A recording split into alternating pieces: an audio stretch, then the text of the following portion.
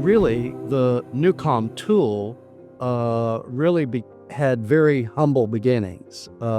It was never conceived as a commercial venture or a commercial enterprise. And my initial, if you would call it a vision, was not that this would be distributed really beyond the boundaries of my private clinical practice. My areas of interest, really, the last 30 years, have been in the problems of addictive disease and acute traumatic stress. Because I was working with individuals with addictive disease that were chronic relapsers. When I say addictive disease, whatever the substance, whether it be polysubstance abuse, alcohol abuse, or otherwise, as the neuroscience began to evolve, we started to understand some of the neurotransmitter pathways, things that were happening in the late 80s and early 90s. It really became interesting because we had some targets for systems that, if you could modulate those systems, you could really improve the success of individuals that have quite a bit of suffering from those disease states. It really wasn't understood, I think, for a long time that addictive disease is a real biological disease state. It's not a character disorder. It is a brain problem. It is a central nervous problem. And it is a neurotransmitter problem. So we have these communicator chemicals up in our brain. Serotonin is one that's well sort of known in the population. Dopamine is your feel-good chemical, and dopamine is at the core of addictive disease problems.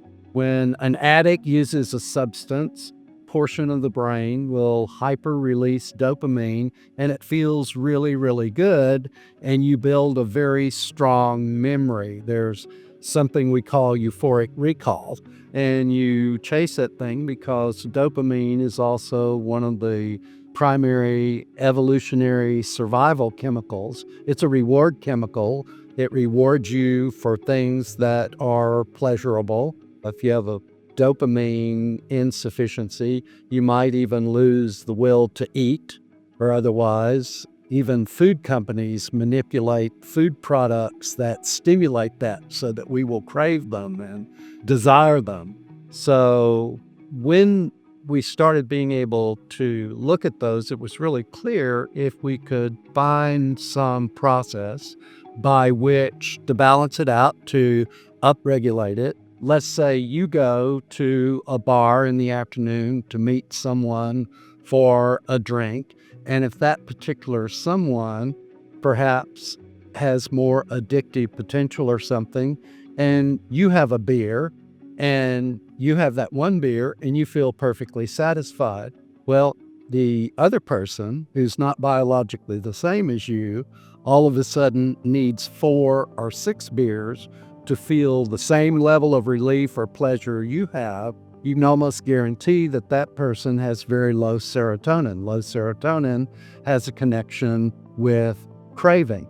So I'm working with this population of what I call pretty chronic relapsers. These are people that perhaps have been to substance abuse treatment 6 times, 8 times, 10 times, 15 times. So one of the questions you want to ask yourself is, what's the real trigger for relapse? So one of the big triggers for relapse, perhaps one of the biggest, is stress and anxiety. I was seeking for a tool. So let's say you have someone that has a pretty high stress and a pretty high anxiety response. If you have an addictive disease, it's not safe to use certain of the medications that, are more tranquilizing, things like Xanax, things like Valium. Clearly, you would like to remove as many of the stumbling points for people to get into recover. And so the question I began to ask is, how can we bring a tool to people to get this balance and be able to reduce their anxiety, because we know that's a very big trigger. And it was sort of frustrating to me because treatment resources weren't really taking advantage of this neuroscience and really generating brain-based interventions. And so my thought was, we need brain-based interventions. So you've got a brain-based problem. We really need some brain-based interventions. If you're low on serotonin, what can we do to get your serotonin up? There were some early people in wellness, some physicians and otherwise.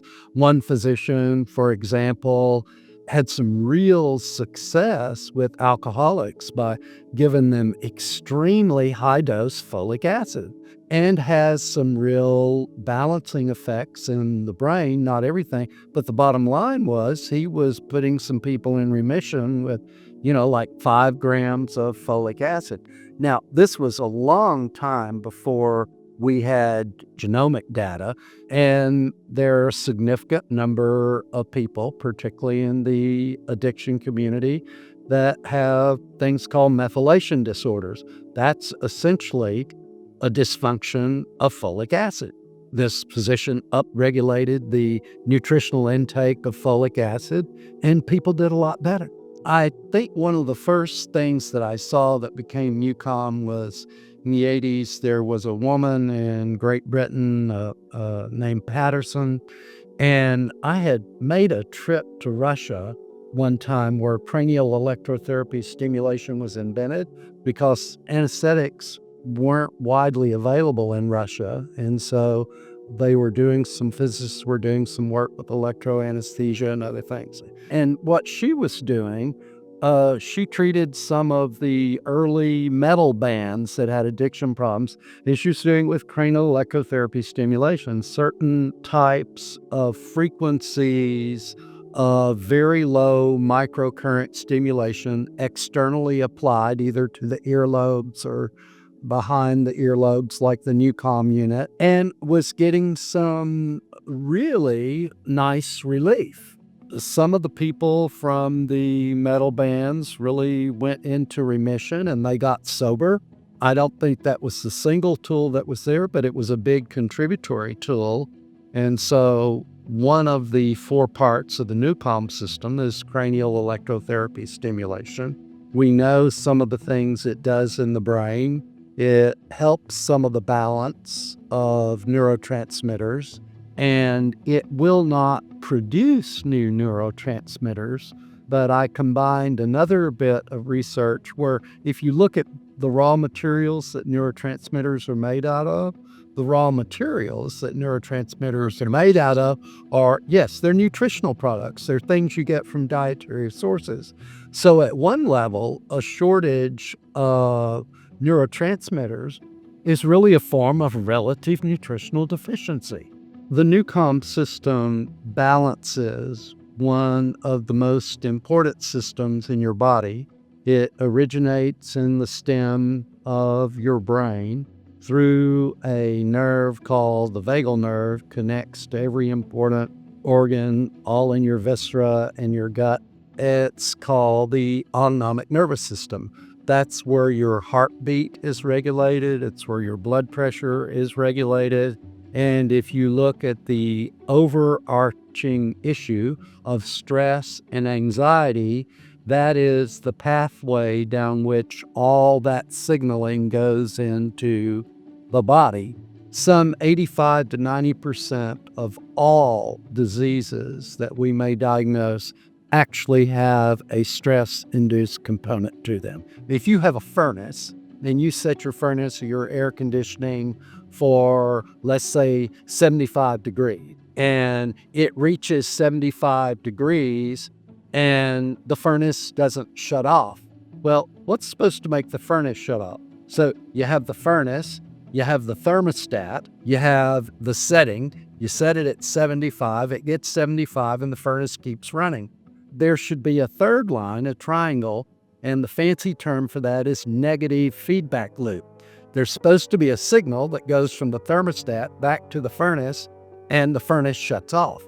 And so, because of evoked acute stress, or internally from just the way you assemble your meaning and interpret the world, you can set up a thing. There's a regulator in your brain called the hypothalamus, and it sends a signal to a gland called the pituitary, which then sends a signal to the adrenal glands that live on top of your kidneys, and that will release stress chemicals.